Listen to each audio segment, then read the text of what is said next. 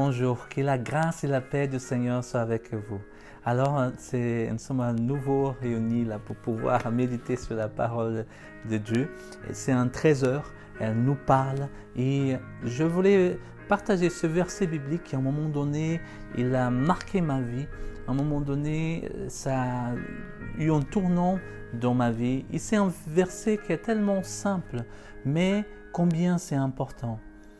Et il y a des paroles qui sont comme paroles révélation, paroles réma. Et on a besoin d'entendre la voix de Dieu qui nous parle d'une façon nette et claire et qui nous conduit. Et ce verset que je partageais avec vous, c'est un des versets qui m'a percuté à un moment donné, quand je passais pour un temps de crise. Et ce verset se trouve dans Jean chapitre 1, et c'est Jésus qui fait appel à un de ses disciples. Et il a fait appel à plusieurs à venir vers lui.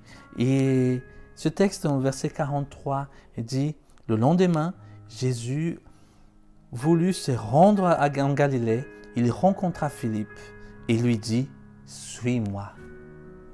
C'est intéressant comment ce verset, tellement simple, peut marquer une vie. Et ce qui m'a percuté dans ce passage, c'était à un moment donné, quand j'étais dans l'adolescence, cette phrase, simplement ces petits mots, « Toi, suis-moi. Toi, suis-moi. » J'ai été à un moment donné en crise, quand j'étais adolescent, où j'étais déçu par l'Église, par les chrétiens. J'ai vu des choses qui ne me plaisaient pas, j'ai vu des choses qui m'ont attristé. Et à un moment donné, rentré comme une révolte.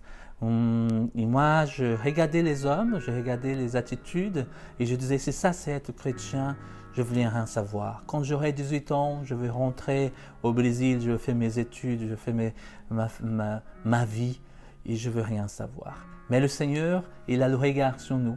Il sait comment nous parler. Et un jour, en méditant la parole, je tombais sur un des versets où Jésus faisait cet appel à ses disciples. « Toi, suis-moi. » Et j'ai entendu comme cet appel de Dieu, de Jésus qui disait « Toi, suis-moi ».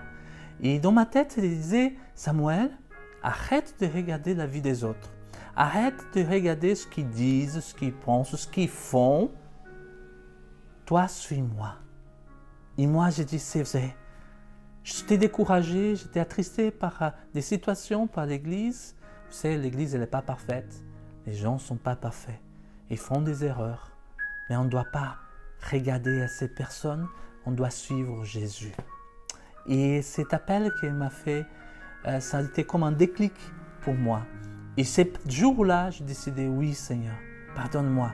Pardonne-moi parce que moi, je regardais ailleurs au lieu de regarder à toi.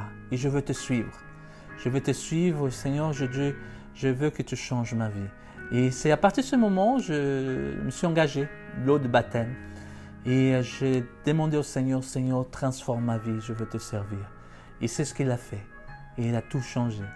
Et cet appel, il est là. Et encore, il me garde. Même comme pasteur, serviteur du Seigneur, ces petites phrases qu'il m'a appelées en mon adolescence, à dire, à regarder à lui, toi, suis-moi. Peu importe ce que les autres disent ou ce que les autres pensent, les circonstances, les situations que tu peux traverser, regarde à moi, suis-moi. Et cela garde mon cœur. Et je sais que je dois fixer le regard sur Jésus. Et je dois suivre ses pas. Cet appel, c'est pour chacun de nous à être ses disciples. Jésus n'a pas cherché les plus intelligents, cherché les hommes extraordinaires, les génies de son époque. Jésus a cherché des personnes simples comme toi et moi, des personnes qui sont prêts à le suivre. Il a fait ses appels. Il a fait l'appel à plusieurs personnes. Des personnes comme des pêcheurs, des collecteurs d'impôts. Même à un moment donné, il a fait un appel à un riche de le suivre. Et chacun devait répondre à cet appel. Aujourd'hui, le Seigneur fait cet appel. Regarde à moi, suis-moi, je ferai de toi un disciple. Alors qu'il puisse entendre la voix du Seigneur. J'aimerais prier. Priez pour vous, peut-être vous êtes découragé, peut-être marqué par une déception par rapport à l'Église, par rapport à des chrétiens. Mais cet appel encore que le Seigneur te fait, c'est de regarder à lui et de le suivre lui. Et le Seigneur va mettre les choses en place. Il est celui qui va nous réconcilier, il est celui qui va conduire nos pas, il est celui qui veut faire grandir. Et j'aimerais prier ce matin. Seigneur, nous te bénissons. Te bénissons, Seigneur, pour ton amour, ta grâce, ta bénédiction.